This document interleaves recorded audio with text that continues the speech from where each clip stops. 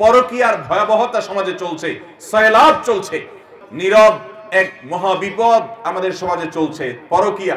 আমরা অনেকে বলতে পারি না, সইতে পারি না। অনেক স্বামী সাফার করছেন, অনেক স্ত্রী সাফার করছেন যে তার স্বামী বহু মেয়ে আসক্ত, অনেক স্বামী সাফার করছেন যে তার স্ত্রী পরপুরুষে আসক্ত। ফেসবুকে এই মুহূর্তে বিভিন্ন সোশ্যাল মিডিয়াতে তারা অনেকের সাথে সম্পর্ক যুক্ত হয়ে যাচ্ছেন। এই সবগুলো অন্যতম কারণ হলো যে আমরা বিবাহের মূল উদ্দেশ্যটা কি সেটাকে আমরা স্টাডি করতে পারি না, রপ্ত করতে পারি নাই। চরিত্রের হেফাজত করাই হলো বিয়ের উদ্দেশ্য।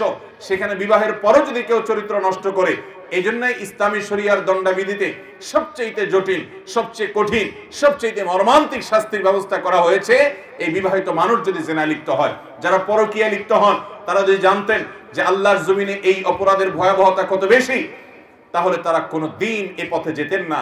এবং তারা যদি জানতেন যে নবী করিম সাল্লাল্লাহু আলাইহি সাল্লাম প্রত্যেকটা পুরুষকে বলেছেন, তোমার স্ত্রী আল্লাহ রাব্বুল আলামিন তার মাঝে যা দিয়েছেন দুনিয়ার অন্য সমস্ত নারীদের মধ্যে তাই দেওয়া আছে, ভিন্ন কিছু নেই। অতএব তুমি তোমার স্ত্রীতে সন্তুষ্ট থাকো, তুমি পরকীয়া করবে না।